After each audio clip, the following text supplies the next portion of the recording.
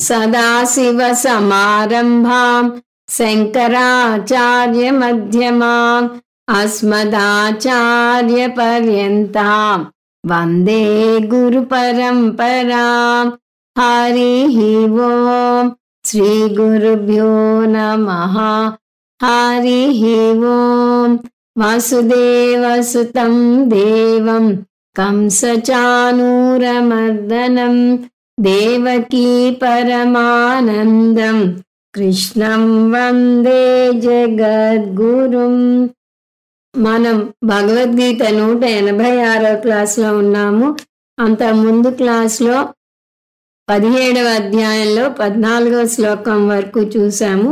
ఇప్పుడు 17వ అధ్యాయంలో 11 నుంచి 20 వరకు చాంట్ చేస్తాను. అఫలాకాంక్షిభిర్యజ్ఞః విధిదృష్టో యుజ్యతే యష్టవ్యమేవేతి మనః సమాధాయ స సాత్వికః అభిసంధాయ తు ఫలం దంభార్థమపి చైవ యత్ యుజ్యతే భరతశ్రేష్ఠ తం యజ్ఞం విద్ధి రాజసం. విధిహీనమసృష్టాన్నం మంత్రహీనమదక్షిణం శ్రద్ధావిరహితం యజ్ఞం తామసం పరిచక్షతే. దేవద్విజ గురు ప్రాజ్ఞ పూజనం శౌచమార్జవం బ్రహ్మచర్యమహింసా చ శారీరం తప ఉచ్యతే. అనుద్వేగకరం వాక్యం సత్యం ప్రియహితం చ యత్ స్వాధ్యాయాభ్యసనం చైవ వాంగ్మయం తప ఉచ్యతే. మనఃప్రసాద సౌమ్యత్వం మౌనమాత్మ వినిగ్రహః భావ సంశుద్ధిరిత్యేతత్ తపో మానసముచ్యతే. శ్రద్ధయా పరయా తప్తం తపస్తత్రివిధం నరైః అఫలాకాంక్షిభిర్యుక్తైః సాత్వికం పరిచక్షతే. సత్కారమాన పూజార్థం తపోదంభేన చైవ యత్ క్రియతే తదిహ ప్రోక్తం రాజసం చలమధ్రువం. మూఢగ్రాహీనాత్మనో యత్ పీడయా క్రియతే తపః పరస్యోత్సాదనార్థం వా తత్తామసముదాహృతం. దాతవ్యమితి యద్దానం దీయతేనుపకారిణే దేశే కాలే చ పాత్రే చ తద్దానం సాత్వికం స్మృతం. 17వ అధ్యాయాన్ని ప్రధానంగా 3 అంశాలుగా విభజించవచ్చు అని చూస్తూ వస్తున్నాం. అవి 1 శ్రద్ధాత్రయ విభాగం శ్లోకాలు 1 నుంచి 6 వరకు, 2 4 అంశాలు శ్లోకాలు 7 నుంచి 22 వరకు, 3 ఓం తత్సత్ విశ్లేషణ శ్లోకాలు 23 నుంచి 28 వరకు. మనం మొదటి అంశం ముగించుకుని 2వ అంశంలో ఉన్నాం. అందులో కృష్ణ పరమాత్మ తనంతట తనే 4 అంశాల గురించి చెప్తాను అన్నాడు. అవి ఆహారం, యజ్ఞం, తపస్సు, దానం. మనం ఇంతవరకు ఆహారం, యజ్ఞం గురించి చూసి తపస్సులోకి అడుగు పెట్టాం. ముందు క్లాసులో యజ్ఞం గురించి చూసాం కాబట్టి ఈ యజ్ఞాన్ని ఒక పట్టిక రూపంలో చూస్తే కృష్ణ పరమాత్మ చెప్తున్న 3వ అంశం, శ్రద్ధని కూడా కలిపితే ఇది 3వ అంశం అవుతుంది. 3వ అంశం యజ్ఞం, 2 అంశాలు చెప్తున్నాడు. ఆ చేసే కర్మ తీరు, దానివల్ల కలిగే ఫలం, సాత్వికం, రాజసికం, తామసికం పరంగా ఈ రెండింటిని చూస్తూ వద్దాం. ముందు సాత్విక కర్మ తీరు, శాస్త్రం చేత విధింపబడిన కర్మ, శ్రద్ధగా చేసే నిష్కామ కర్మ. అది దానికి కలిగే ఫలం ఫలాపేక్ష లేకుండా త్రికరణ శుద్ధిగా చేస్తాడు. రాజసిక కర్మ చేసే తీరు, శ్రద్ధ లేకుండా దంభార్థం చేసే కర్మ, ఫలం లౌకిక ఫలాల కోసం చేస్తాడు. తామసిక కర్మ చేసే తీరు శాస్త్ర విధిని పాటించకుండా చేస్తాడు. ఫలం దానం చేయడు, దక్షిణ ఇవ్వడు, శ్రాద్ధ కర్మలు చేయడు. ఈ తపస్సుని 2 రకాలుగా చెప్పుకొస్తున్నాడు కృష్ణ పరమాత్మ, గుణదృష్ట్యా కరణ దృష్ట్యా. ముందు కరణ దృష్ట్యా చూస్తున్నాం.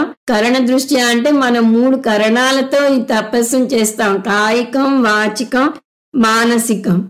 కాయికం తపస్సు గురించి ముగించాం కాబట్టి అది చూద్దాం. దేవద్విజ గురు ప్రాజ్ఞులకు పూజ చేస్తాడు. పాటించాల్సిన నియమాలు శౌచం, ఆర్జవం, బ్రహ్మచర్యం, అహింస. ఇప్పుడు వాచిక తపస్సులోకి అడుగు పెట్టబోతున్నాం. దాని ముందు ఉపోద్ఘాతం చూద్దాము. వాగింద్రియం యొక్క గొప్పతనం గురించి నిజంగా మనం లోతుగా ఆలోచిస్తే ఎంతో ఉందని తెలుస్తుంది. మనకున్న వాగింద్రియం శక్తి ఇంత ఉందా అని మనకే ఆశ్చర్యం కలుగుతుంది. వాచిక తపస్సు గురించి తెలుసుకునే ముందు అసలు వాగింద్రియ యొక్క గొప్పతనం గురించి తెలుసుకోవాలి. మనకు పంచ జ్ఞానేంద్రియాలు, పంచ కర్మేంద్రియాలు ఉన్నాయి. పంచ జ్ఞానేంద్రియాలు శ్రోత్రం, త్వక్, చక్షువు, రసన, ఘ్రాణ ఇంద్రియాలు. కర్మేంద్రియాలు వాక్, పాణి, పాద, పాయువు, ఉపస్థ.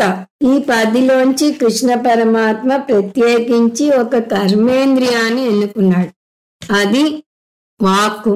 శాస్త్రం కూడా వాచిక తపస్సు గురించి ప్రత్యేకంగా చెప్తుంది. ఇప్పుడే చూసా, మనం 3 కరణాలతో తపస్సు చేస్తాం. అవి కాయిక, వాచిక, మానసిక తపస్సులని చూసాం. ఇప్పుడు మనం వాగింద్రియం గొప్పతనం ఎందుకు చూస్తున్నామంటే వాచిక తపస్సు గురించి తెలుసుకోవడానికి ఇది మనకి పనికి వస్తుంది. సాధారణంగా జీవరాశుల కన్నా మనిషి శ్రేష్టంగా ఉన్నాడు అని చెప్పడానికి శాస్త్రం తీసుకునే అంశం బుద్ధి. మనిషిని బుద్ధిజీవి అంటారు. నిద్ర, మైథునం, ఆకలి ఇవన్నీ పశువులకి మనిషికి కూడా సమానంగా ఉంటాయి. మరి మనిషిని ఏది ప్రత్యేకంగా నిలబెడుతుంది అంటే అతని బుద్ధి అని చూస్తాం. మనిషి ఒక్కడే ఆలోచించగలడు. గొరిల్లా, డాల్ఫిన్ వంటి జంతువులకు కూడా బుద్ధి ఉంటుంది, కానీ మనిషి బుద్ధితో పోలిస్తే దాని స్థాయి తక్కువే. నిజానికి బుద్ధి ఎంత గొప్పదో దాని అంత విలువైనది ఇంకొకటి ఉంది, అది వాక్. వాగింద్రియం వల్లనే మనిషి జంతువుల కన్నా భిన్నంగా ఉన్నాడు. జంతువులు కొన్ని శబ్దాలు మాత్రమే చేయగలవు, కానీ మనిషికి ఎంతో మంచి భాష ఉంది.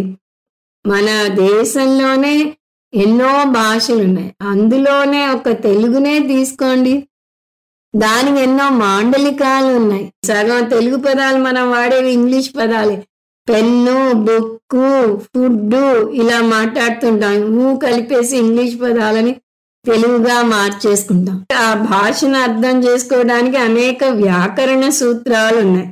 అందువల్ల బుద్ధి ఎంత ముఖ్యమో వాక్కు కూడా అంతే ముఖ్యం. మన శాస్త్రంలో బుద్ధి లేదా జ్ఞానానికి అధిష్టాన దేవత బ్రహ్మ, వాక్కుకి అధిష్టాన దేవత సరస్వతి. సరస్వతి ఎక్కడుంటుంది? బ్రహ్మగారి నాలుక మీద ఉంటుంది. అలా విశ్వం యొక్క ఉన్నతికి బ్రహ్మ సరస్వతులు ఎలా కలిసి ఉంటారో అలా వ్యష్టి యొక్క ఉన్నతికి బుద్ధి, వాక్కు కలిసి ఉండాలి. శాస్త్రం సరస్వతీదేవికి చాలా పెద్ద పీట వేస్తుంది. నిజానికి ఒక పసికందు ఈ భూమి మీదకు రాగానే ఆ పసికందుకు తల్లి పాలనిచ్చే ముందు తండ్రి ఆ పసికందును తన పొత్తిళ్లలో తీసుకుని సరస్వతీదేవిని ప్రార్థించి అప్పుడు తల్లి చేతుల్లోకి ఇవ్వాలి. ఎస్తే స్తన శశయోయో మయో భూర్యో రత్నధా వసువిద్య సుదత్రః ఏన విశ్వా పుష్యసి వార్యాని సరస్వతీ తం ఇహ ధాతవేకః పూర్వంతరిక్షం అన్వేమి. ఈ ప్రార్థన అర్థం తల్లి ఇచ్చే పాల వల్ల ఆ చిన్నారి యొక్క వాక్కు, బుద్ధి రెండూ కూడా శక్తిని పుంజుకోగాక. బుద్ధి, వాక్కు బాగా వృద్ధి చెందితే అది ఆ పసికందుకు తక్కిన వారికి కూడా మేలు చేస్తుంది. అందువల్ల ఓ సరస్వతి, నువ్వు తల్లి యొక్క స్థానంలో చేరి నా బాబుకు పాలన అందించు అని ఈ ప్రార్థన అర్థం. నిజానికి మనం చాలా విషయాలను we take them for granted. వాటి గురించి లోతుగా ఆలోచించాం. ఒక్కొక్క విషయం గురించి లోతుగా ఆలోచిస్తే ఎంత గొప్పదో అర్థమవుతుంది. అలాంటి వాటిల్లో వాక్కు ఒకటి. ఇప్పుడు వాగింద్రియం గొప్పతనం అర్థం చేసుకోవాలంటే మనకి అఖండమైన తెలివితేటలున్నాయి, కానీ అద్భుతమైన వాగింద్రియం లేదు అనుకుందాం. మనకు అంటే మనకే కాదు, మొత్తం మానవాళికి. ఇప్పుడు ఉంది కదా, ఎందుకలా అనుకుంటారు అంటే ఏదైనా ఒక విషయం విలువ, ఒక వ్యక్తి విలువ కూడా తెలియాలంటే ఆ విషయమో ఆ వ్యక్తితో దగ్గర లేకపోయినప్పుడే తెలుస్తుంది. అలాగే వాక్కు మనకి మొత్తం మానవాళికే లేదనుకుందాం. అప్పుడు ఆ పరిస్థితి ఎలా ఉంటుందో ఒకసారి ఊహించి చూడండి. మీరు సరదాగా పిల్లలతో పిక్నిక్ వెళ్ళినప్పుడు వాక్కు లేకపోతే జరిగే అనర్థాలు ఏమిటి, వాళ్ళని ఊహించి రాయమనని చూద్దాం. ఎంతో ఆశ్చర్యకరమైన విషయాలు తెలుస్తాయి. ఇప్పుడు మనం కొన్ని చూద్దాం. వాగింద్రియం లేకపోతే కలిగే సహజ పరిణామాలు. మొట్టమొదటిది, స్కూళ్ళు కాలేజీలు ఉండవు. హాయ్ కదా అనుకుంటారు పిల్లలు, కానీ స్కూళ్ళు కాలేజీలు అసలు లేకపోతే వాడికి పిచ్చెక్కుతుంది. వాక్కు లేకపోతే స్కూళ్ళు కాలేజీలు ఎందుకుండవు? అర్థం లేని మాట. పుస్తకాలు ఉన్నాయి కదా అనకండి. పుస్తకాలు ఎక్కడి నుంచి వచ్చాయి? వాక్కు చెప్పిన దాన్నే పుస్తక రూపంలో లేదా అక్షర రూపంలో వచ్చాయి. రాయడానికి చెయ్యి పుస్తకం ఉంటే చాలదా, వాక్కు ఎందుకు అనకండి. ఏ పదాలను రాస్తున్నారు మీరు? ఎవరో మాట్లాడిన పదాలను. అందువల్ల రాతలో కనపడిన పదాలు ఎక్కడివి? ఎవరో ఉచ్చరిస్తే దాన్ని మీరు రాశారు. గురువు భగవద్గీత అని పలికితే మీరు భగవద్గీత అని అక్షరాలుగా మీ పుస్తకంలో రాశారు. మనం భగవద్గీత 3 షట్కాలుగా పుస్తక రూపంలో ప్రచురించగలిగాము అంటే స్వామీజీ దాన్ని ఇంగ్లీష్లో వాక్కు రూపంలో చెప్పడం వల్లనే జరిగింది. స్వామీజీ బోధ లేకపోతే ఈ పుస్తకాలు వచ్చేవే కాదు. అందువల్ల వాక్కు లేకపోతే మీరు మాట్లాడలేరు. మీరు మాట్లాడకపోతే దాన్ని ఎవరు రాయలేరు. మాట్లాడే శక్తి లేక పుస్తకాలు లేకపోతే స్కూళ్ళు కాలేజీల్లో అధ్యాపకులు ఎలా బోధ చేస్తారు? అవేనా? అసలు ఏవీ ఉండవు. రేడియో ప్రోగ్రాంలు ఉండవు, పోస్టల్ డిపార్ట్మెంట్ ఉండదు, కొరియర్ సర్వీస్ ఉండదు, ఫోనుకి ప్రయోజనమే ఉండదు. అంతా పూర్వకాలం నాటి మూకీ సినిమాలాగా అయిపోతుంది. రెండవ పరిణామం, ఉన్నతి ఉండదు. ఇంకా దారుణమైన విషయం, ఎవరికి వారే మళ్ళీ మళ్ళీ సైన్స్ నేర్పించిన సూత్రాలను కనుగొంటూ ఉండాలి. ఇప్పుడు ఇవాళ మనం భూమి ఆకర్షణ శక్తి గురించి, న్యూటన్స్ లా ఆఫ్ మోషన్ గురించి నేర్చుకుంటున్నాము అంటే కొన్ని వేల సంవత్సరాల కింద న్యూటన్ కనుగొన్నది పుస్తక రూపంలో లిఖించబడి ఉంది కాబట్టి తరతరాలుగా దాన్ని అందుకుంటున్నాం.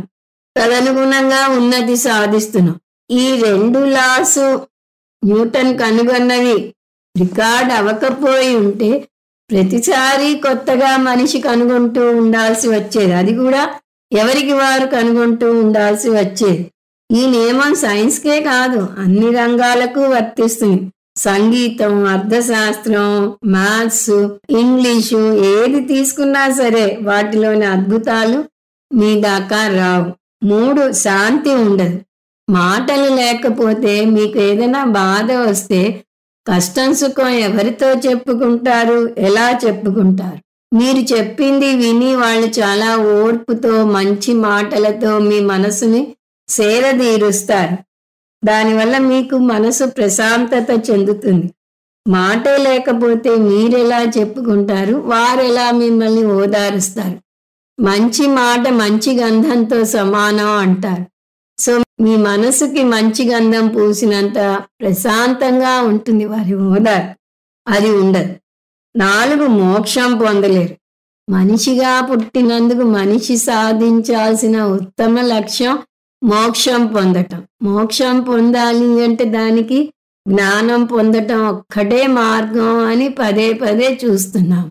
జ్ఞానం పొందాలి అంటే శాస్త్ర అధ్యయనం చేయాలి. వేదాలను శృతి అంటారు. ఎందువల్ల? ఋషులు విని అందుకున్నారు. వారు తమ శిష్యులకి కర్ణ పరంపరగా వినిపించారు. ఋషులు మాట్లాడింది శిష్యులు వారి చెవులతో విని అందుకున్నారు. కాబట్టి దీన్ని శ్రవణం అంటారు. ఎప్పుడైతే ఈ వాగింద్రియం లేదో అప్పుడు మీరు శాస్త్రాన్ని వినలేరు. శాస్త్రం వినకపోతే మోక్షం పొందలేరు. సరే, శ్రవణం లేకపోతే నేను మననం చేస్తాను అనగలరా? అర్థం లేని ప్రశ్న. మననం ఎప్పుడు వస్తుంది? శ్రవణం చేసి విషయం అర్థమయ్యాక. శ్రవణమే లేనప్పుడు మననం ఎక్కడి నుంచి వస్తుంది? మననం అంటే పునశ్చరణ చేసుకోవటం, విన్నదాన్ని పునశ్చరణ చేసుకోవడం. వినటమే లేనప్పుడు దేన్ని పునశ్చరణ చేసుకుంటారు? అది జరగదు. ఆ విధంగా లోతుల్లోకి వెళ్ళిన కొద్దీ వాగింద్రియం యొక్క గొప్పతనం అంతకంతకు తేటతెల్లమవుతుంది. మాట్లాడటం ఒక్కటే కాదు, ఆర్థిక, వైజ్ఞానిక, సాంస్కృతిక, ఆధ్యాత్మిక రంగాల్లో కూడా ఎటువంటి ఉన్నతి ఉండదు. అందువల్ల బుద్ధి ఎంత ముఖ్యమో వాగింద్రియం కూడా అంతే ముఖ్యం. నిజానికి రెండింటికి అవినాభావ సంబంధం ఉంది. ఒకటి లేకపోతే ఇంకొకటి లేదు. బుద్ధి ఉండి మాట్లాడే శక్తి లేకపోతే మీ మనసులో వచ్చిన ఆలోచనలను, మీకు తెలిసిన సత్యాలను ఎలా వెలిబుచ్చుతారు? అది జరిగే పని కాదు. కానీ దురదృష్టం ఏంటంటే మనం ఎంతసేపు బుద్ధికే విలువనిస్తాం కానీ వాగింద్రియాన్ని పట్టించుకోం. అందువల్ల మనం మొట్టమొదట గుర్తుంచుకోవాల్సిన పాఠం వాగింద్రియం చాలా గొప్ప వరం అని. ఇది మొదటి దశ. వాగింద్రియం యొక్క గొప్పతనాన్ని గుర్తించగలిగితే రెండవ దశలోకి వెళ్ళాలి. వాగింద్రియం శ్రేష్టం అని తెలిస్తే కదా దాని లోతుల్లోకి వెళ్ళగలిగేది. అందువల్ల ముందు వాగింద్రియం బుద్ధి అంత శ్రేష్టమైనది అని గ్రహించాలి. దాని తర్వాత రెండవ దశ ఏమిటి? పదాల యొక్క పదును గురించి తెలుసుకోవాలి. మన మాటలకున్న శక్తిని మనం అంతగా పట్టించుకోం. నోటికి ఏది తోస్తే అది మాట్లాడేస్తాం. ఎవరన్నా ఏదన్నా అంటే ఫెడీమని జవాబు చెప్పేస్తాం. ఎందుకంటే మాటలు చాలా సునాయాసంగా మన నోటి నుంచి దూసుకు వస్తాయి. పైగా మాట్లాడినందుకు మనం ఏ పన్ను కట్టనవసరం లేదు. ఎందుకలా అన్నావు అంటే నాకు వాక్ స్వాతంత్ర్యం ఉంది అని దబాయిస్తాం కూడా. వాక్ స్వాతంత్ర్యం యొక్క విలువ తెలుసుకోవాలి అంటే అది లేని దేశానికి వెళ్ళాలి. ఏదైనా ఉన్నప్పుడు విలువ తెలియదు, లేకపోతేనే తెలుస్తుంది అని ఇప్పుడే చూసాం. అందువల్ల అసలు నోరిప్పితే దండన విధించే దేశాల్లోకి వెళ్తే అప్పుడు వాక్ స్వాతంత్ర్యం యొక్క విలువ మనకి తెలుస్తుంది. ఇప్పుడు మనం మాట్లాడే మాటలు ఎలా ఉండాలో కొన్ని అంశాలు చూద్దాం. ఒకటి, పదాలు శక్తివంతమైనవి. Pen is mightier than sword అని ఇంగ్లీష్లో ఒక సేయింగ్ ఉంది. తెలుగులో కూడా కత్తి కన్నా కలం పదునైనది అని అంటారు. అంటే కత్తి చేయలేని పని ఒక పదునైన మాట చేయగలదు. ఆ మాట ఎంత శక్తివంతమైనదంటే అది ఎదుటివారికి తీవ్రమైన నష్టము కలగజేయవచ్చు, ఎదుటివారిని పరచవచ్చు. తీవ్రమైన పదాలు పొగలా ఎదుటివారిని కప్పివేయవచ్చు, మనుషులను నాశనం చేయవచ్చు, కుటుంబాలను నాశనం చేయవచ్చు, దేశాన్ని నాశనం చేయవచ్చు. అదే పదాలను చక్కగా, తీయగా, తెలివిగా మాట్లాడితే అవి శాశ్వతమైన ఆనందాన్ని, మనసుకు ప్రశాంతతను చేకూర్చవచ్చు. ఆ విధంగా మీరు మాట్లాడే మాటలు ఇతరులను రెండు రకాలుగా అలరించవచ్చు. అగరబత్తి పొగల సువాసనలు వెదజల్లి ఇతరుల మనసుకి ఆహ్లాదం కలగజేయవచ్చు. లేదా సిగరెట్ పొగల వాసనను వెదజల్లి వారు కూడా ఆ పొగను పీల్చి అనారోగ్యం పాలయ్యేలాగా చేయవచ్చు. అంటే ఆ పదాలు వారి గుండెల్లో గుచ్చుకుని వారిని బాధించవచ్చు కూడా. మనం భారతం చూస్తే భారతం అంతా పగతో నిండి ఉంటుంది. ఆ పగ, ద్వేషానికి మూల కారణం ఎదుటివారు వారిని అన్న మాటలు. ద్రౌపది కర్ణుణ్ణి అవమానపరుస్తుంది తన స్వయంవరంలో. దానికి అతను చాలా బాధపడతాడు.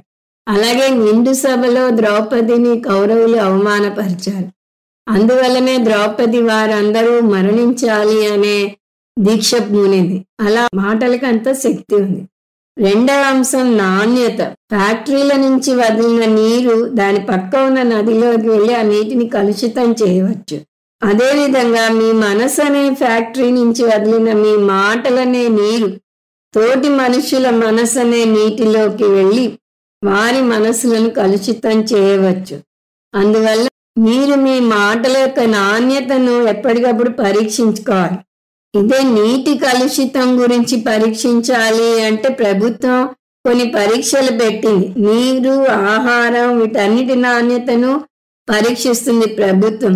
వాటి నాణ్యత బాగుండకపోయినా అవి మనిషిని నాశనం చేయలేకపోవచ్చు, కానీ మాటల నాణ్యత బాగుండకపోతే అది తోటి మనిషి ప్రాణానే బలిగొనవచ్చు. అతి సున్నితమైన మనసు ఉన్న వ్యక్తి ఎదుటివారి మాటల తూటాలను భరించలేక ఆత్మహత్య చేసుకున్న సందర్భాల గురించి వింటూ ఉంటాం. కానీ మనం అలా మాట్లాడే ముందు మన మాటలు ఎదుటి వారిని ఎంత బాధిస్తున్నాయో ఆలోచించుకుని బేరీజు వేసుకుని అవి బాధించవు అని అనిపించాకనే మాట్లాడాలి. మన మాటలను మన బుద్ధి పరిశీలించి దాని మీద ఆమోద ముద్ర వేయాలి. వస్తువుల మీద ISI ముద్ర ఉన్నట్టుగా మన మాటల మీద మన బుద్ధి యొక్క ఆమోద ముద్ర ఉండాలి. నాకు తీయగా మాట్లాడటం రాదు అంటారు కొంతమంది. రాకపోయినా నష్టమే లేదు, తీయగా మాట్లాడని అవసరం లేదు. కనీసం వారిని హింసించకుండా ఉంటే చాలు. చెడు మాటలు మాట్లాడే హక్కు లేదు మీకు. పుకార్లు పుట్టిస్తే అది ఇతరుల నాశనానికే దారితీస్తుంది. పైగా ఎదుటి వారి గురించి మీకు పూర్తిగా తెలియదు. తెలియకుండా పుకార్లు పుట్టించే అధికారం మీకు ఎక్కడుంది? వారి గురించి అవాకులు చెవాకులు మాట్లాడితే వారికి అది ఎంత హాని కలగజేస్తుంది.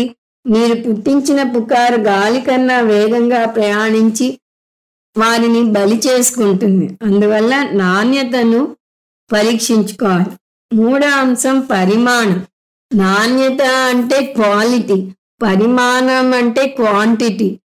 క్వాంటిటీ కంట్రోల్ చేస్తే ఆటోమేటిక్గా క్వాలిటీ కంట్రోల్ అవుతుంది.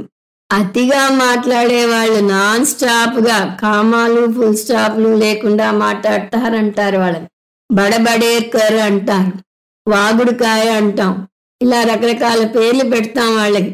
సుత్తి సుబ్రహ్మణ్యం అంటారు. ఈ రోజుల్లో అయితే మాటకి అంతూ పొంతూ ఉండదు. వాళ్ళే అనేక సంగతులను తవ్వుకుని వాళ్ళే దాని గురించి నిరంతరం ఇంకా కుళాయన్నా ధారగా వస్తుందో రాదో కానీ వీరి మాటలు మాత్రం ధారగా ఓ ప్రవాహంలా వచ్చేస్తాయి. అంత మాట్లాడే వారికి క్వాంటిటీ కంట్రోల్ ఉండే అవకాశం ఉండదు. ఎందుకంటే వారు ఏం మాట్లాడుతున్నారో వారు ఆలోచించరు. అందులో మంచి చెడు బాధించే విషయాలు ఏవైనా ఉండవచ్చు. వారు నోటికి ఏది వస్తే అది మాట్లాడేస్తారు. అలా మాట్లాడేవారు వారు మాట్లాడుతున్నది తప్ప కరెక్టా, ఎదుటి వారిని బాధిస్తుందా అని ఆలోచించే తీరిక ఉండదు వారికి. ఒక ప్రోడక్ట్ విషయం తీసుకోండి. కొత్తగా మార్కెట్లోకి వచ్చినప్పుడు అది నచ్చితే దానికోసం జనాలు విరివిగా ఎగబడతారు. దాంతో ఏమవుతుంది? డిమాండ్ పెరుగుతుంది. డిమాండ్ అండ్ సప్లై మీద ఆర్థిక శాస్త్రంలో చాలా లోతుగా వివరణ ఉంటుంది. డిమాండ్ పెరిగేసరికి దానికి సరిపడే సప్లై ఉండదు. ఆటోమేటిక్గా క్వాలిటీ తగ్గుతుంది, అంటే నాణ్యత తగ్గుతుంది. మన తెలుగులో కూడా మంది ఎక్కువ అయితే మజ్జిగ పలుచన అనే సామెత ఉండనే ఉంది. ఇది ప్రకృతి సూత్రం. అదేవిధంగా క్వాంటిటీ ఎక్కువ ఉంటే క్వాలిటీ తక్కువ అవుతుంది. అంటే మాటల జోరు ఎక్కువ అయితే మాటల నాణ్యత అదుపు తప్పుతుంది. అందువల్ల మీరు నాణ్యతను అదుపులో పెట్టుకోవాలి అంటే ముందుగా ఒక బాధ్యతాయుతమైన వ్యక్తిగా మీరు మీ మాటల పరిమాణాన్ని తగ్గించాలి. మాటల జోరును, పెను తుఫానులా సాగుతున్న మీ మాటల జోరును తగ్గించాలి. క్వాంటిటీ కంట్రోల్ లేకపోతే క్వాలిటీ కంట్రోల్ చేయలేరు. సరే, నాకు క్వాంటిటీ కంట్రోల్ చేయాలనే ఉంది కానీ నాకు తెలియకుండానే దూసుకు వస్తాయి, ఎలా అదుపులో పెట్టుకోవాలి అని అంటే దానికి అనేక మార్గాలు ఉన్నాయి. కానీ మీరు ఒక చిన్న సూత్రం పాటిస్తే చాలు, మీకు తెలియకుండానే మీ క్వాలిటీ అదుపులోకి వస్తుంది. ఏమిటా సూత్రం? నా మాట వినాలనే శ్రద్ధ ఉన్న వారితోనే నేను మాట్లాడతాను. చాలా చిన్న సూత్రం. నా మాట వినాలనే శ్రద్ధ ఉన్న వారితోనే నేను మాట్లాడతాను. ఈ సూత్రాన్ని అదుపులో పెట్టగలిగితే నిజానికి మీకు చాలా బాధాకరమైన సత్యం తేటతెల్లమవుతుంది. ఏమిటది? ఎవ్వరికీ మీ మాటలు వినాలనే కుతూహలం కానీ కోరిక కానీ ఉండదు. నమ్మలేకుండా ఉన్నారా? అయితే మీరే ప్రయత్నించి చూడండి. చాలా మందికి వారు మాట్లాడుతూ పోతారు కానీ ఎదుటి వారి రియాక్షన్ ఎలా ఉందో గమనించరు. నిజానికి మీరు మాట్లాడుతున్నప్పుడు ఎదుటి వారి బాడీ లాంగ్వేజ్ గమనించి చూడండి. మీకే అతను చూపే నిరసన, అసహనం వంటి లక్షణాలు కనిపిస్తాయి. మీరు మాట్లాడుతుంటే మీ వైపు చూడకుండా దిక్కులు చూస్తాడు. గడికి తన చేతి గడియారం వైపు చూస్తూ ఉంటాడు, లేదా మాటి మాటికి గుమ్మం వైపు చూస్తాడు, లేదా మీరు మాట్లాడుతున్న మాటల మధ్యలో దూరి ఏదన్నా చెప్పడానికి ప్రయత్నిస్తాడు. మీరు అది పట్టించుకోకుండా మీ పాటను మీరు వన్ వే ట్రాఫిక్ లాగా మాట్లాడుకుంటూ పోతారు. అతని బాడీ లాంగ్వేజ్ని మీరు సరిగా అర్థం చేసుకోగలిగితే అతనికి మీతో మాట్లాడటం అసహనంగా ఉందని, ఏమాత్రం వీలున్నా అక్కడి నుంచి వెళ్ళిపోవాలని చూస్తున్నాడని, కనీసం మీ వాక్ ప్రవాహాన్ని తప్పించుకోవాలనుకుంటున్నాడని మీకే అర్థమవుతుంది. అతను మీ దగ్గరకు మీ కబుర్లు వినటానికి రాలేదు, తన విషయాలు చెప్పుకోవడానికి వచ్చాడు. మీకెలా తెలుసు అనకండి, గమనిస్తే మీకు తెలుస్తుంది ఆ విషయం. స్వామీజీకి ఇది ఎప్పుడూ అనుభవం అవుతూ ఉంటుంది. ఆయన దగ్గరికి కొందరు శిష్యులు వస్తారు, ముందే అపాయింట్మెంట్ తీసుకుని మాకు గంటే సమయం ఉందండి, మీతో కొన్ని కష్టసుఖాలు చెప్పుకోవాలి, మీ నుంచి దానికి ఉపాయం పొందాలి అని వస్తారు. కానీ ఆ గంట సేపు వారే గడగడా కబుర్లు చెప్పేస్తారు, అనేకం మాట్లాడుతూ ఉంటారు, గుక్క తిప్పుకోకుండా మాట్లాడతారు, స్వామీజీని నోరు విప్పనివ్వకుండా చేస్తారు. అంతా అయ్యాక చివర్లో వెళ్ళిపోతూ మీ అమూల్యమైన సలహాకు ధన్యుణ్ణి స్వామీజీ అంటారు. అసలు అక్కడ స్వామీజీ నోరే విప్పి ఉండరు, ఏమీ చెప్పి ఉండరు. ఇంకా మాట్లాడితే చెప్పడానికి వారే స్వామీజీకి అవకాశం ఇచ్చి ఉండరు. అలా గంట సేపు వారి వాక్పటిమ కొనసాగుతుంది. ఇంకెవరికైనా అలా వింటే మెదడు వేడెక్కిపోతుంది. వారు మాట్లాడతారు కానీ ఎదుటి వారు మాట్లాడితే వినలేరు. అలా మనం ఉండకుండా మన మాటలని అదుపులో పెట్టుకోవాలి అని ఇప్పుడు నేర్చుకుంటున్నాం. మీరు మాట్లాడితే ఎదుటి వారికి వినే శ్రద్ధ లేదని వారి బాడీ లాంగ్వేజ్ వల్ల తెలుస్తుంది అని ఇప్పుడే చూసాం. ఈ బాడీ లాంగ్వేజ్ నాకు అర్థం కాదు అనేటట్టయితే ఇంకొక ప్రయత్నం చేసి చూడండి.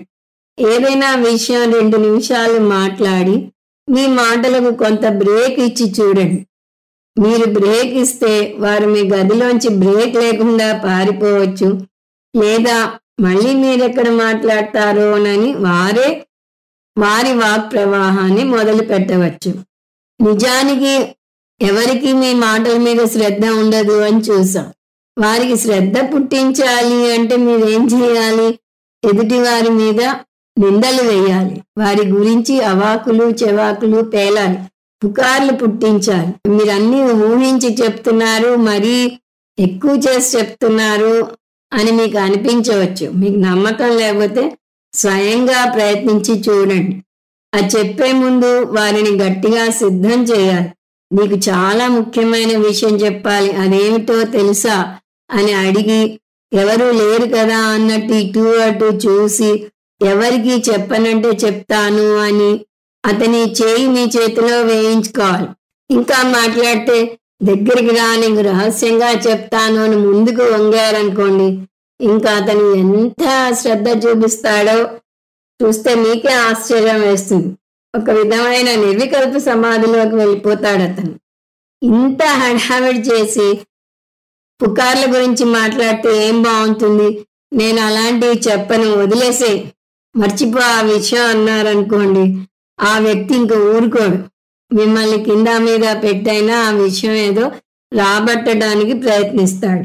అందువల్ల ఇలాంటి రసవత్తరమైన వార్తల మీద తప్ప ఎవరికి మీరు చెప్పే మామూలు కబుర్ల మీద శ్రద్ధ ఉండదు. నేను నా మాటల మీద శ్రద్ధ ఉన్న వ్యక్తితోనే మాట్లాడతాను అని నిర్ణయించుకుంటే మీకు తెలియకుండానే మీ మాటల జోరు తగ్గుతుంది. వాక్కు యొక్క విలువను తెలుసుకోండి, బాధ్యతగా ప్రవర్తించండి, పరిమాణాన్ని తగ్గించండి. సో 3వ అంశం పరిమాణం. 4 క్వాలిటీ కంట్రోల్. మీ మాటల్లో నాణ్యత ఉందో లేదో తెలుసుకోవాలంటే ఏమైనా నిబంధనలు ఉన్నాయా? ఇందాకే చూసాం.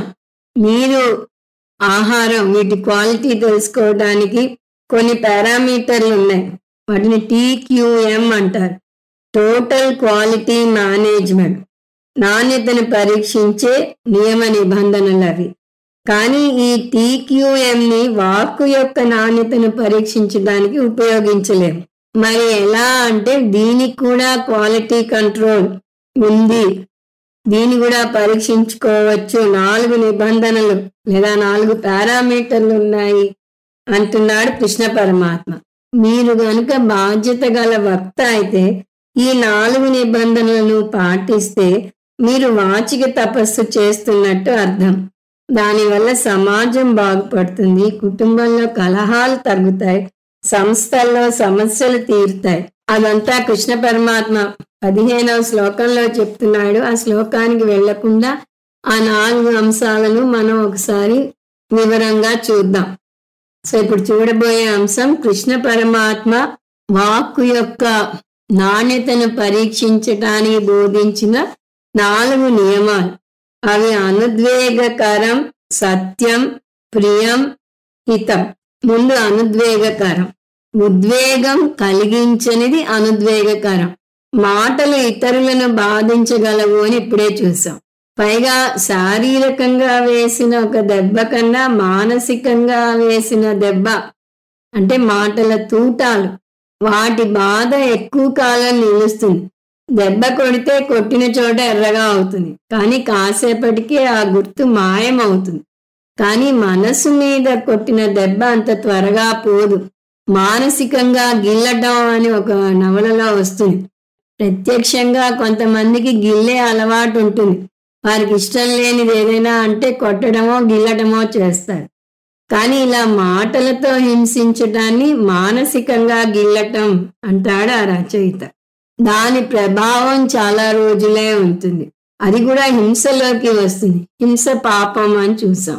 పాపకర్మ చేస్తే ఆధ్యాత్మ సాధకుడు కింద పడిపోతాడు. కానీ కొంతమందికి ఏమిటి, పరుషంగా మాట్లాడితే గాని ఎవరు మాట వినరు. పిల్లలు వినరు, పనివాళ్ళు వినరు, ఆఫీసుల్లో ఉద్యోగస్తులు వినరు అనే దురభిప్రాయం బాగా పేరుకుపోయి ఉంది. కానీ శాస్త్రం ముందే హింసా ప్రవృత్తి చూపకూడదు. సామధాన భేద దండోపాయాల్లో దండోపాయం ఆఖరిది. సామధాన భేదాలు ఉపయోగించి చూసి వాటి వల్ల ఫలితం లేదు అంటేనే ఇది తప్ప వేరే మార్గం లేదు అని మనసుకు నచ్చజెప్పుకుని ఉపయోగించాలి. ఇది అనుద్వేగకరం గురించి విషయం. తర్వాత సత్యం. సత్యం అంటే నిజం చెప్పటం. నిజం చెప్పటం అంటే మనసులో ఆ ఆలోచన వస్తే దాన్ని వాక్కు ద్వారా వెలిబుచ్చడం. అంటే మీ ఆలోచన మీ వాక్కు ఒక్క త్రాటి మీద నడవాలి. రెండింటి మధ్య సమతుల్యత ఉండాలి. మీకు తెలిసింది ఒకటి, మీరు చెప్పేది ఒకటిగా ఉండకూడదు. కలిసి ఉంటే కలదు సుఖం అంటారు. ఆ సుఖం ఒక కుటుంబానికి, ఒక దేశానికి, ఒక రాజకీయ పార్టీకి, దేనికైనా వర్తిస్తుంది. కుటుంబ సభ్యులు ఒక్క తాటి మీద నడిస్తే ఆ కుటుంబం బాగుంటుంది. అలాగే ఏదైనా కలిసి ఉంటే అది నిలుస్తుంది, విడిపోతే ఎక్కువ కాలం నిలవదు. ఇది వ్యావహారిక సత్యం విషయంలోనే కాదు, వేదాంతానికి కూడా వర్తిస్తుంది. వేదాంతంలో ద్వైతాన్ని చూస్తే సంసారంలో పడిపోతామని, అద్వైతాన్ని అర్థం చేసుకుంటే మనం ఆనంద స్వరూపులను తెలుసుకుంటామని వస్తుంది. ఇన్ని విషయాల్లో ఏకత్వం పాటించాలి అంటే ఇది మన వ్యక్తిత్వ విషయానికి కూడా వర్తిస్తుంది. మోక్షం పొందాలి అంటే మన అంగాలన్నీ ఏకత్రాటి మీద నడవాలి. మనం డాక్టర్ జకీల్ అండ్ మిస్టర్ హైడ్ నవలలో లాగా మన పర్సనాలిటీలో స్ప్లిట్ పర్సనాలిటీ ఉండకూడదు. అంటే మనం చెప్పేదొకటి చేసేదొకటి ఉండకూడదు. మనకి తెలిసిందొకటి చెప్పేదొకటి ఉండకూడదు. అలా ఉంటే అన్ని స్థాయిల్లోనూ బలహీనం అవుతాం. మనం అనేక అధ్యాయాల్లో కృష్ణ పరమాత్మ ఆర్జవం యొక్క విలువ గురించి చెప్పుకురావటం చూసాం. ఆర్జవం పాటించటం అంటే మనోవాక్కాయ కర్మలను ఒక తాటి మీద నడిపించటం. దాన్ని సూచించే శాంతి పాఠం కూడా ఉంది. ఓం వాంగ్మే మనసి ప్రతిష్ఠిత మనోమే వాచి ప్రతిష్ఠితం ఆవిరావిర్మ ఏది అని వస్తుంది. ఉపనిషత్తులను నేర్చుకునే ముందు దశ శాంతి పాఠాలు పఠిస్తాం. అందులో ఇది ఒకటి. ఓ దేవా, నేను మాట్లాడేటప్పుడు నా వాక్కు నా మనస్సులో లయమవుగాక. నా మనస్సు నా వాక్కులో నిలిచి ఉండుగాక అని ఈ ప్రార్థన అర్థం. ఇందులో మనం కర్మ కూడా కలుపుకుంటాం. మనోవాక్కాయ కర్మలు ఒక తాటి మీద నడవాలి అనే విషయం చెప్తోంది ఇక్కడ. ఈ కలియుగంలో సత్యం పలకటం ఎలా సాధ్యం అని ప్రశ్నించకండి. దీనికి కూడా ఒక ప్రయోగం ఉంది, అది చేసి చూడండి. అది చేస్తున్నట్టు మీరు ఎవరికి చెప్పనవసరం లేదు. మీకు మీరు నిజాయితీగా ఉంటే చాలు. ఒక పుస్తకం తీసుకుని దానిలో పేజీని 2 భాగాలుగా విభజించండి. వాటికి పేర్లు పెట్టండి. తప్పించుకోగలిగిన అసత్యాలు, తప్పించుకోలేని అసత్యాలు. మొదట్లో చాలా పేజీలు 2తోనూ నిండిపోతూ వస్తాయి. ఆ పట్టిక చూస్తే మీరే ఆశ్చర్యపోతారు. ఎందుకు మీరు ఇన్ని అసత్యాలు చెప్తున్నారా అని ఒకటి, తప్పించుకోగలిగిన అసత్యాలను కూడా చెప్తున్నారా అనే ఆశ్చర్యం ఇంకొకటి. తప్పించుకోగలిగిన అసత్యాలను తప్పించుకోవడంతో మొదలు పెట్టండి మీ సాధన. మీరు నిజాయితీగా ప్రయత్నిస్తే నెమ్మదిగా వాటి సంఖ్య తగ్గుతూ వస్తుంది. అంతేకాదు, నెమ్మదిగా తప్పించుకోలేని అసత్యాలు కూడా తప్పించుకోగలిగిన అసత్యాలుగా మారుతాయి, లేదా అసలు పూర్తిగా అవసరం లేకుండా పోతాయి. ఇలా చేయాలంటే ఏం చేయాలి చెప్పాను కదా. ముందు తప్పించుకోగలిగిన అసత్యాలను తప్పించుకుంటూ రావాలి. ఈ ప్రయోగం చేస్తే మీకే అద్భుతమైన ఫలితాలు కలుగుతాయి. ఇంకొక విషయం మర్చిపోకూడదు. మీరు మాట్లాడిన ప్రతి తప్పించుకోలేని అసత్యానికి ప్రాయశ్చిత్త కర్మ చేయాలి. ఆ ప్రాయశ్చిత్త కర్మగా ఏదైనా నామజపం ఇన్నిసార్లు చేస్తాను అనుకోవచ్చు. 3వది ప్రియం. మీరు ఏదైనా మాట్లాడుతున్నప్పుడు మాటల్లోనే కాకుండా బాడీ లాంగ్వేజ్ కూడా ఉపయోగిస్తారు. మొహం మీద అనేక హావభావాలను ప్రదర్శిస్తారు. కొంతమందికి కళ్ళలో కళ్ళు పెట్టి చూసి మాట్లాడే అలవాటు ఉంటుంది. నిజానికి అలా కళ్ళలో కళ్ళు పెట్టి చూడాలి కూడా. అందువల్లనే వేదాంతాన్ని ఇలా ఆన్లైన్ క్లాసులుగా చెప్పటం మన గురువులు ఇష్టపడరు. గురుముఖత, అది కూడా లైవ్ టీచర్ ద్వారా నేర్చుకోవాలి అంటారు పూజ్య స్వామీజీ. గురువుకి ఎదురుగా, గురువుకి కనపడేలాగా కూర్చోాలి. గురువు కళ్ళలోకి కళ్ళు పెట్టి శిష్యుడు వినాలి. శిష్యుల కళ్ళలోకి చూస్తూ గురువు బోధ చేయాలి.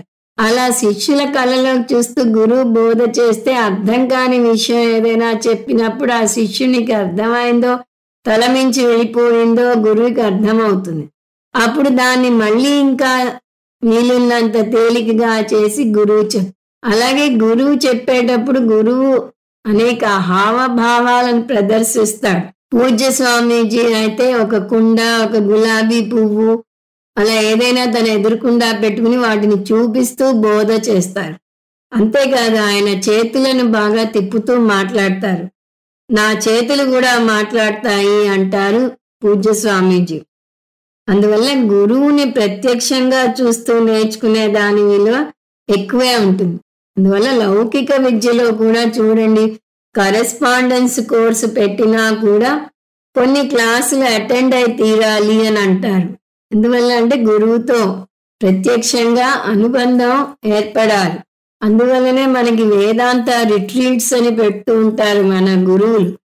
ఋషికేశ్లో పూజ్య స్వామీజీ ఉన్నప్పటి నుంచే ఏడాదికి 4 వేదాంత రిట్రీట్స్ పెట్టేవారు. ఆయన శివైక్యం చెందాక కూడా తక్కిన గురువులు ఇప్పటికీ అలా రిట్రీట్స్ పెడుతూనే ఉన్నారు. ఎందువల్ల అంటే గురువు సన్నిధిలో ఒక వారం రోజులు ఉంటే గురుకులంలో ఉన్నట్టే అవుతుంది. ఇంకా లౌకిక విషయాలు, తాపత్రయాలు, బెంగలు, ఆందోళనలు వదిలేసి ఆ 10 రోజులు పూర్తిగా వేదాంతం మీదే ఏకాగ్రత చూపిస్తారు. లైక్ మైండెడ్ పీపుల్తో కలిసి ఉంటారు. ఏ విధమైన డిస్ట్రాక్షన్ లేకుండా నేర్చుకోవడం వల్ల నేర్చుకున్న విద్య కూడా టక్కున అర్థమవుతుంది. అలా ఎన్నో లాభాలు ఉన్నాయి వాటి వల్ల. ఇవన్నీ ఎందుకు చెప్తున్నా అంటే బాడీ లాంగ్వేజ్, హావభావాలు, కళ్ళలోకి చూసి మాట్లాడటం, గొంతులోని మాధుర్యం, సరి అయిన పదాల ఎంపిక, మంచి మర్యాద, ఇవన్నీ గురువుని ఎదురుగా చూస్తూ వింటే అర్థమవుతుంది. ప్లీజ్, థ్యాంక్ యూ అనే 2 పదాలు జీవితం అనే యంత్రానికి నూనె లాంటివి. అవి వాడితే జీవితం చాలా సాఫీగా హాయిగా సాగిపోతుంది అంటారు ఒక రచయిత. ఆన్ సేయింగ్ ప్లీజ్ అని ఒక ఆర్టికల్ ఉంది. ఒక బస్ కండక్టర్ టికెట్ ఎంతమందికి ఇచ్చారు అని తెలుసుకోవాలి అంటే ఆయన చెప్పిన థ్యాంక్ యూ పదాన్ని 2తో భాగిస్తే వస్తుంది అని చెప్తారు. టికెట్కి డబ్బులు తీసుకునే ముందు ఒక థ్యాంక్ యూ, టికెట్కి డబ్బులు తీసుకుని టికెట్ ఇచ్చాక ఇంకొక థ్యాంక్ యూ చెప్తాడు కండక్టర్.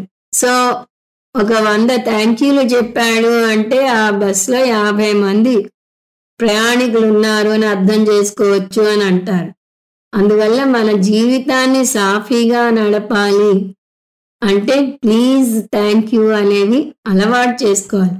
ఇది ఇంగ్లీష్ వారు మనకి నేర్పిన కర్టసీ.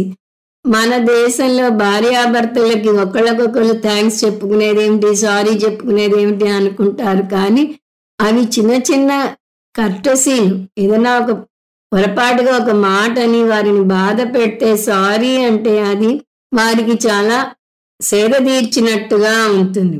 ఇప్పుడిప్పుడు మన దేశంలో కూడా బాగానే పాటిస్తున్నారు. చిన్నపిల్లలకి ఎవరైనా ఇంటికి వచ్చిన అతిథులు ఏ చాక్లెట్ ఇస్తే థ్యాంక్ యూ చెప్పు నాన్న అని అలవాటు చేస్తారు తల్లిదండ్రులు. అందువల్ల ప్రియం అంటే మర్యాదగా మన్ననగా మాట్లాడటం. ఇంగ్లీష్లో ప్లీజింగ్ మేనర్స్ అంటారు. 4 హితం. సంభాషణ జరగాలి అంటే 2 వ్యక్తులు ఉండాలి. మాట్లాడే వ్యక్తి, వినే వ్యక్తి. ఉత్తమమైన సంభాషణలో 2 లబ్ధి పొందుతారు. అంటే గురు శిష్యుల సంవాదం తీసుకుంటే గురువు మంచివి చెప్తాడు, దానివల్ల శిష్యుడు కూడా మంచి నేర్చుకుంటాడు. మధ్యమ సంభాషణలో మాట్లాడే వ్యక్తే లాభం పొందుతాడు. ఎదుటి వ్యక్తి గురించి అతను ఆలోచించాడు. అతనికి లాభదాయకమా కాదా అని ఆలోచించే తీరిక, ఓపిక ఇతనికి ఉండదు. అధమ సంభాషణలో 2కి లాభం ఉండదు. ఏదో పోచుకోలు కబుర్లు చెప్పుకుంటారు, లేకపోతే ఇతరులను దుయ్యబడతారు తప్పితే ఏమీ ఉండదు. ఇప్పుడు టీవీ చూస్తే లేదా గూగుల్లో వెతికితే అనేక గాలి వార్తలు ఉంటాయి. ముఖ్యంగా సినిమా వాళ్ళ మీద ఉంటాయి. వాటికి లక్షల్లో వ్యూస్ ఉంటాయి. అది ఆశ్చర్యకరమైన విషయం. అంటే మనుషులకి ఈ పోచికోలు కబుర్లు ఎంత ఇష్టమో మీరే ఆలోచించుకోండి. కానీ క్వాలిటీ కంట్రోల్ చేసుకోవాలి అంటే ఈ 4 నియమాలు పాటించి తీరాలి. అవి అనుద్వేగకరం, సత్యం, ప్రియం, హితం. శంకరాచార్యుల వారి 4ట్లో ఏదో ఒకటి కాదు 4 పాటించి తీరాలి అని అంటారు. ఇక్కడ కొంతమంది ఇబ్బంది ఎదుర్కొంటారు. సత్యం మాట్లాడాలి, హితం మాట్లాడాలి, కానీ ఎదుటి వ్యక్తికి అప్రియంగా ఉండకూడదు అంటే ఎలా సాధ్యం అంటారు. మీరు వారి మంచి కోరి చెప్తున్నారు, కానీ అది అతనికి అప్రియంగా అనిపిస్తుంది. అతను అది విని నేర్చుకోవాలి, మారాలి అనే సదుద్దేశంతో మీరు చెప్తున్నా కూడా అతను దాన్ని సరిగా స్వీకరించడు. అప్పుడు ఏం చేయాలి అంటే, మన ఇక్కడ అలాంటి సన్నివేశం గురించి చెప్పడం లేదు. వారికి హితవు చెప్పాలి, సత్యం చెప్పాలి, కానీ అది ప్రియం కాదు. అప్పుడేం చేయాలి? ఇది సమస్య. దానికి ఒకటే జవాబు. ఒక వ్యక్తికి అప్రియమైన మాటలే కాదు, అతనికి ప్రియమైన మాటలు కూడా చెప్పే సందర్భాలు ఉంటాయి. అవి ఎప్పుడన్నా మీరు చెప్పారా? ఉదాహరణకు ఒక వ్యక్తికి అనేక మంచి లక్షణాలు ఉన్నాయి. ఆ మంచి లక్షణాలను చూసినప్పుడు ఎప్పుడైనా అతన్ని మీరు నోరారా పొగిడారా? అతన్ని మంచి మాటలతో మెచ్చుకున్నారా? చేసుండరు. కానీ అతను ఒక చిన్న చెడు పని చేయగానే అతని వెంటనే విమర్శించడానికి ముందుకు వస్తారు. అందువల్ల అతనికి అది అప్రియంగా ఉంటుంది. అతనికి అప్రియంగా ఉండకూడదు అంటే ముందు అతనికి ప్రియం చేకూర్చేలాగా అతను ఎప్పుడు ఏ మంచి పని చేసినా మెచ్చుకుంటూ ఉండాలి. ముఖ్యంగా మీ పిల్లల విషయంలో ఇది పాటించాలి. మీ పిల్లలు అనేక మంచి పనులు చేసి ఉంటారు. ఆ చేసినప్పుడల్లా అమెరికాలో లాగా గుడ్ జాబ్ అని అనగలగాలి. వాళ్ళు దానికి సంతోషిస్తారు. అలా గుడ్ జాబ్ అని అనేక సార్లు అని ఒక సందర్భంలో వారేదో మంచి పని చేయకపోతే ఇది బాగాలేదు అని చెప్పినా వాళ్ళకి ఏమీ బాధ వేయదు. ఎందుకంటే వారికి మీ మాట మీద గురి ఉంటుంది, మీరన్నీ మంచి చెప్తారు అనే నమ్మకం ఉంటుంది. అలాంటప్పుడు మధ్యలో ఏదైనా అప్రియంగా మాట్లాడాల్సి వచ్చినా వారు నొచ్చుకోరు. తమ మంచి కోసమే చెప్తున్నారు అని అనుకుంటారు. అప్రియమైన మాటలు ఎప్పుడు బాధిస్తాయి? అప్రియమైన మాటలు మాత్రమే మాట్లాడితే బాధిస్తాయి. ప్రియమైన మాటలు కూడా మాట్లాడుతూ ఉంటే అప్రియమైన మాటలు బాధించవు. అంటే ముందు 2 మంచి మాటలు, మధ్యలో ఒక విమర్శ, మళ్ళీ 2 మంచి మాటలు మాట్లాడాలి. ఇక్కడ కూడా ఒక సూత్రాన్ని పాటించాలి. ముందు ప్రియం మాట్లాడాలి, తర్వాత అప్రియం అన్నాం కదా అని ప్రియం 2 ముక్కలే మాట్లాడేసి అప్రియం గురించి అనర్గళంగా ఉపన్యాసం ఇవ్వకూడదు. చాలా మంది అలా చేస్తారు. మీకు అంతగా ఎక్కువసేపు మాట్లాడాలని ఉంటే అతని మంచి లక్షణాల గురించి ఎక్కువ మాట్లాడి చెడు విషయాల గురించి తక్కువ మాట్లాడండి. ఆ విధంగా ఈ 4 విషయాలను దృష్టిలో పెట్టుకుని మాట్లాడాలి అంటే, అలా అయితే ఏమీ మాట్లాడలేము, మౌనమే పాటించాలి అని మీరు అనవచ్చు. పైగా సంభాషణ జరుగుతున్నది, వాదన జరుగుతోంది, మధ్యలో ఎదుటి వ్యక్తి నన్ను ఏదో అనేస్తాడు. అప్పుడు వెంటనే జవాబు చెప్పకుండా ఈ 4 విషయాలు బేరీజు వేసుకుని మాట్లాడే తీరిక ఎక్కడ ఉంటుంది? అసాధ్యమైన కబుర్లు చెప్పకండి అనవచ్చు మీరు. కానీ అది కూడా సాధ్యమే. ఎందుకు? సాధ్యం కాని విషయాలను అసలు శాస్త్రమే చెప్పదు. సాధన చేస్తే ఏదైనా సాధ్యమే. కంప్యూటర్ నేర్చుకునే కొత్తలో, సైకిల్ నడిపే కొత్తలో, కారు నడిపే కొత్తలో మీరు చాలా అవస్థపడి ఉంటారు. కానీ వాటిని అసాధ్యాన్ని వదిలేశారా? చాలా శ్రద్ధ పెట్టి నేర్చుకున్నారు. కారు నడిపేటప్పుడు ముందు చూడాలి, వెనక చూడాలి, పక్కల చూడాలి, ఎదురుకుండా రోడ్డు మీద స్పీడ్ బ్రేకర్ లేకుండా చూసుకోవాలి, ఎన్నో చూడాలి.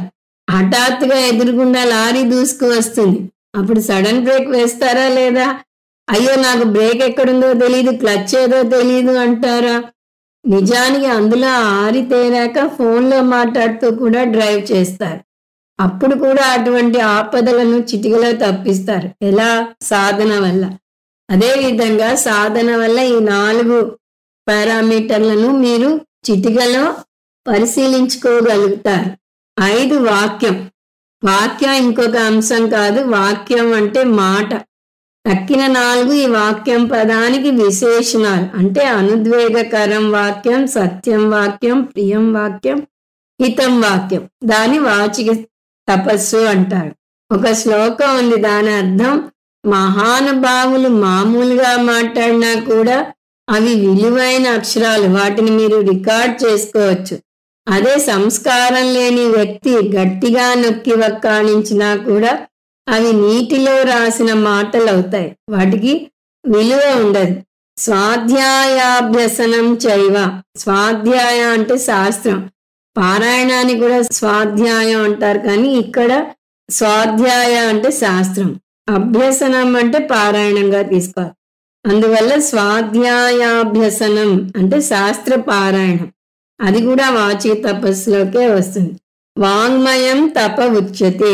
వీటన్నింటినీ కలిపి వాచిక తపస్సు అంటారు. దీనితో వాచిక తపస్సు మీద ప్రత్యేక విశ్లేషణ అయిపోయింది. ఈ నేపథ్యంతో 15వ శ్లోకం చూద్దాం. అనుద్వేగకరం వాక్యం సత్యం ప్రియహితం చయతు స్వాధ్యాయాభ్యసనం చైవ వాంగ్మయం తప ఉచ్యతే. ఈ నేపథ్యంతో ఈ శ్లోకాన్ని చూద్దాం. కృష్ణ పరమాత్మ 4 అంశాలు చెప్పాడని చూసాం. మొట్టమొదటిది అనుద్వేగకరం. మాటలతో ఎదుటి వారిని హింసించకూడదు. మాటలతో హింసిస్తే అది చాలా శక్తివంతమైన హింస అవుతుంది, అది పాపం అవుతుంది. వారికి ఏ మాటలు బాధ పెడతాయో నాకు ఎలా తెలుసు అనవచ్చు మీరు. ఏ మాటలు మిమ్మల్ని బాధిస్తాయో అవే ఎదుటి వారిని కూడా బాధిస్తాయి అని అర్థం చేసుకోవాలి. వాటిని సామాన్యంగా బాధించే మాటలు అంటారు, అవి అందరికీ వర్తిస్తాయి. ఇవి కాక కొన్ని మాటలు కొందరిని బాధిస్తాయి. చాలా మంది భర్తలకు వారి భార్య పుట్టింటి వారిని విమర్శించడం బాగా అలవాటు. భార్యకి అది చాలా బాధేస్తుంది. నన్నంటే అనండి, ఇందులోకి మా నాన్నగారిని ఎందుకు లాగుతారు అని కస్సుమని లేస్తుంది ఆవిడ. అది మీకు అనుమతి లేని ప్రాంతం, దాన్ని విశేషంగా బాధించే మాటలు అంటారు. అటువంటి మాటలు మాట్లాడి వారి మనసుని బాధ పెట్టకూడదు. కొన్నిసార్లు తీవ్రంగా మాట్లాడాల్సి ఉంటుంది అని చూసాం. అది కూడా ఎప్పుడు మాట్లాడాలి? సామధాన భేద మార్గాలు వాడి వాటి వల్ల ప్రయోజనం లేదు అని గ్రహించుకున్నాకే మాట్లాడాలి అని చూసాం. అందువల్ల వాచిక తపస్సులోని మొదటి నియమం అహింసాత్మక మాటలు వాడటం. సత్యం. సత్యం అంటే నిజం చెప్పడం. నిజం చెప్పడం అంటే అసత్యం చెప్పకపోవటం. పని కట్టుకుని నిజము చెప్పనవసరం లేదు, అలాగని అసత్యము చెప్పకూడదు. మాట్లాడే నేనుకి తెలుసుకునే నేనుకి మధ్య భేదం ఉండకూడదు. అంటే మనోవాక్కాయ కర్మలు ఒక త్రాటి మీద నడవాలి. మనస్సు చెప్పేదొకటి, వాక్కు చెప్పేదొకటి అయితే మనలో ఒక చీలిక ఏర్పడుతుంది. చీలిక అంటే కలిసి ఉన్నవి విడిపోవటం. విడిపోతే అది నాశనానికి దారితీస్తుంది. అందువల్ల చీలిక నాశనానికి ఇంకొక పేరు అనవచ్చు. అంటే మన అబద్ధం ఆడిన ప్రతిసారి మన వ్యక్తిత్వంలో ఒక చీలిక ఏర్పడుతుంది. అది ఆధ్యాత్మిక చీలిక అవుతుంది. అంటే మనకి తెలియకుండానే మనం ఆధ్యాత్మికంగా పతనం అయిపోతాం. కాబట్టి మన మనసుని సున్నితంగా చేసుకోవాలి. అబద్ధం ఆడిన ప్రతిసారి ప్రశాంతంగా నిద్రపోకుండా ఉండగలిగేట్టుగా మనసును తీర్చిదిద్దుకోవాలి. అందువల్ల ఈ సున్నితత్వాన్ని పెంపొందించుకోవాలి. ఉన్నదొకటే అద్వైతం, రెండు లేవు అనే విషయం అర్థం చేసుకోవాలి. వ్యావహారిక స్థాయిలో అద్వైతం అంటే సభ్యులందరి మధ్య సమతుల్యత ఉండటం. వ్యావహారిక స్థాయిలో అద్వైతం అంటే రెండవ వస్తువు లేకపోవటం కాదు, ఉన్న భిన్న వస్తువుల మధ్య సమతుల్యత ఉండటం. పారమార్థిక స్థాయిలో అద్వైతం అంటే రెండవ వస్తువు లేకపోవటం. ఈ సూత్రాన్ని శరీరానికి కూడా అన్వయించాలి. శరీరంలోని అనేక అంగాలు ఏకత్రాటి మీద నడవాలి. శరీరంలో అన్ని అంగాలున్నా ఇతరులు నన్ను ఏమంటారు? ఒక వ్యక్తిగా చూస్తారు. అలాగే ఒక సంస్థలో అనేక మంది ఉద్యోగస్తులు ఉన్నా దాన్ని ఒక సంస్థగా, ఒక సింగిల్ ఎంటిటీగా చూస్తారు. నాలో సమతుల్యత లేకపోతే నాలో అద్వైతం ఉండదు. కుటుంబంలో సమతుల్యత లేకపోతే దాని కుటుంబంగానే భావించరు. బుద్ధి వాక్కులు జోడెద్దు బండి లాంటివి. ఎలాగైతే సంసారాన్ని భార్యాభర్తలు జంటగా ఈదాలో అలా ఒక వ్యక్తిని బుద్ధి వాక్కు జంటగా ముందుకు సాగించాలి. భార్యాభర్తలు ఒక్క మాట మీద నిలబడకపోతే ఆ కుటుంబంలోని పిల్లలు బాగా ఎదగలేరు. అలాగే నా వాక్కు నా మనస్సు ఒక దారిలో నడవకపోతే నేను ఆధ్యాత్మికంగా ఎదగలేను. అందువల్ల సత్యం చాలా ముఖ్యమైన విలువ. సత్యమేవ జయతే నానృతం అని ముండకోపనిషత్తులో వస్తుంది. సత్యమే జయిస్తుంది. దేన్ని జయిస్తుందో చెప్పలేదు ఉపనిషత్తు. మోక్షాన్ని జయిస్తుంది. సత్యం మాట్లాడటం వల్ల లౌకికంగా విజయం పొందలేకపోవచ్చేమో, కానీ ఆధ్యాత్మిక విజయం మాత్రం సత్యపాలన మీదే ఆధారపడి ఉంటుంది. మూడవ తపస్సు ప్రియం. మనం మాట్లాడుతున్నామంటే దాని అర్థం ఏమిటి? మన భావాలను ఇతరులతో పంచుకోవటం. అంటే మన మనసు నుంచి ఇంకొక వ్యక్తికి భావాలు ట్రాన్స్మిట్ అవుతాయి. ఒక క్యాసెట్లోంచి ఇంకో క్యాసెట్లోకి పాటను మార్చినట్టుగా మన మనసులోంచి ఇంకో మనసులోకి సమాచారం వెళ్తుంది. అందువల్ల ఒక వ్యక్తితో మాట్లాడుతున్నప్పుడు అనేక అంశాలు తోడవుతాయి. ముందుగా బాడీ లాంగ్వేజ్. దీనికి ఈ రోజుల్లో చాలా ప్రాముఖ్యతనిస్తున్నారు. మేనేజ్మెంట్ కోర్సుల్లో కూడా దీన్ని ప్రవేశపెడుతున్నారు. బాడీ లాంగ్వేజ్ మీ ప్రసన్నతను, మీ ప్రేమను ప్రకటిస్తుంది. మీ హావభావాలు మీరు చెప్పని విషయాలను చూపిస్తాయి. మాటలకు అందని భావాలను ఈ హావభావాలు కంటి చూపు చూపిస్తాయి. అందువల్ల ఎవరితోనైనా మాట్లాడేటప్పుడు వారి కళ్ళలో చూసి మాట్లాడాలి. వారు కూడా మీ కళ్ళలో చూసి వినాలి.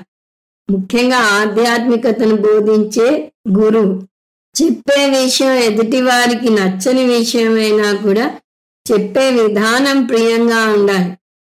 అది ఇంగ్లీష్ వారికి వెన్నతో పెట్టిన విద్య. వారి యూనివర్సిటీకి మీరు అప్లై చేసి వారు మీ అప్లికేషన్ని తిరస్కరించినా కూడా చాలా తీయగా, మీరు బాధపడకుండా ఉండేలాగా జవాబు పంపిస్తారు. అందువల్లనే నొప్పింపక తానవ్వక తిరుగువాడు ధన్యుడు సుమతి అని మన సుమతి శతకంలో వస్తుంది. ఎదుటి వారిని తీరి కూర్చుని మనం నొప్పించకూడదు. మనం ఎవరితోన్నా మాట్లాడితే వారికి మళ్ళీ మళ్ళీ మన మాటలు వినాలి అనిపించేట్టుగా ఉండాలి. కొంతమందితో మాట్లాడితే మళ్ళీ వాళ్ళ జోలికి పోబుద్దయ్యదు.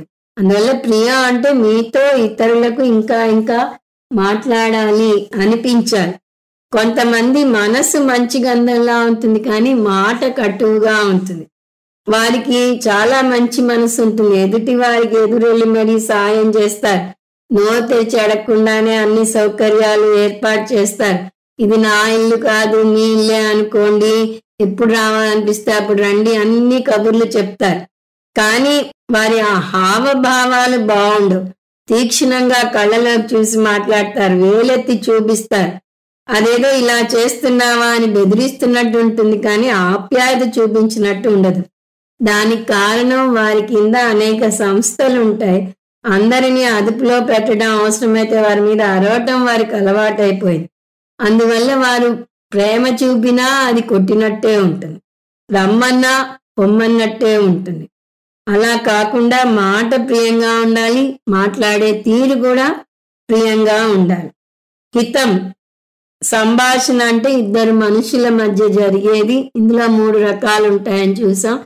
ఉన్నతమైన సంభాషణ చేయాలి, ఇద్దరికీ లాభదాయకంగా ఉండాలి, కానీ అనవసరమైన పోచుకోలు కబుర్లతో సమయం వృధా చేయకూడదు. ముఖ్యంగా ఎదుటి వారిని బురద జల్లే విషయాలు చెప్పకూడదు. సత్యం బ్రూయాత్ ప్రియం బ్రూయాత్, న బ్రూయాత్ సత్యం అప్రియం, ప్రియం చ నానృతం బ్రూయాత్, ఏష ధర్మ సనాతన అని మనుస్మృతిలో వస్తుంది. సత్యం పలకాలి, ప్రియంగా పలకాలి. సత్యమే కదా అని అప్రియం పలకకూడదు, అలాగని ప్రియమే కదా అని అసత్యం పలకకూడదు. ఇది సనాతన ధర్మం అని మనుస్మృతిలో వస్తుంది. ఇంతగా ఆచితూచి మాట్లాడాలంటే కష్టమే అనవచ్చు, కానీ అసాధ్యమైన విషయాలను శాస్త్రం చెప్పనే చెప్పదు అని ముందే చూసాం. ఏ విద్యలో కూడా ఓం ప్రథమంలోనే ఆరితేరలేరు, దానికి చాలా సాధన కావాలి. ఒలింపిక్ గేమ్స్ లో డైవింగ్ చేసే డైవర్ని ఎప్పుడన్నా చూసారా? 1 నిమిషంలో అతను అంత ఎత్తు మించి నీళ్ళలోకి దూకాలి, కానీ ఆ దూకే లోపు గాలిలోనే అనేక పల్టీలు కొడతాడు. ఆ పల్టీలు కొట్టడంలోనే అతని విద్య ఉంటుంది. అంత క్షణాలలో పల్టీలు కొట్టాడు అంటే దాని వెనక ఎన్ని సంవత్సరాల కృషి ఉండి ఉంటుంది. ఆ పల్టీలను మనకి స్లో మోషన్ లో చూపిస్తారు టీవీలో. ఎంత స్లో మోషన్ లో చూపినా అది చేసింది 1 నిమిషం లోపే. దానికి ఎంత సాధన చేసుంటాడో అర్థం చేసుకోండి. అతను గాలిలో పల్టీలను కొట్టి కిందకి పడగాలేనిది మీరు నేల మీద ఉండే కింద పడకుండా వాచిక తపస్సును పెంపొందించుకోలేరా? దాని బయట నుంచి చూస్తే అసాధ్యం అనిపిస్తుంది, కానీ శ్రద్ధ పెట్టి సాధన చేస్తే నథింగ్ ఈజ్ ఇంపాసిబుల్. అలా ఏ రంగమైనా తీసుకోండి, సంగీతం తీసుకోండి, మొదట్లో సా పాడటమే కష్టంగా ఉంటుంది. అలాంటిది తర్వాత ఎన్నో సంగతులు వేసి మరి కీర్తనలు పాడతారు. అందువల్ల ఆధ్యాత్మికంగా ఎదగాలంటే ఈ 4 పాటించి తీరాలి. అవి అనుద్వేగకరం, సత్యం, ప్రియం, హితం. వాక్యం అంటే 5వ అంశం కాదు, వాక్యం అంటే మాట. తక్కిన 4 పదాలు దీనికి విశేషణాలు. అందువల్ల మనం మాట్లాడే మాటలు ఇతరులను నొప్పించకుండా సత్యంగా, ప్రియంగా, హితంగా ఉండాలి. స్వాధ్యాయాభ్యసనం చేయవ అంటే శాస్త్ర పారాయణం చేయాలి. ఇక్కడ స్వాధ్యాయం అంటే శాస్త్రం, అభ్యాసనం అంటే పారాయణం, అంటే శాస్త్ర పారాయణం చేయాలి. వాంగ్మయం తప ఉచ్యతే, దీన్ని వాచిక తపస్సు అంటారు. దీనితో వాచిక తపస్సు అయిపోయింది. ఓం తత్సత్. సర్వం శ్రీకృష్ణార్పణమస్తు. ఓం పూర్ణమద పూర్ణమిదం పూర్ణాత్ పూర్ణముదచ్యతే పూర్ణస్య పూర్ణమాదాయ పూర్ణమేవావశిష్యతే. ఓం శాంతి శాంతి శాంతి. హరి ఓం. శ్రీ గురుభ్యో నమః. హరి ఓం.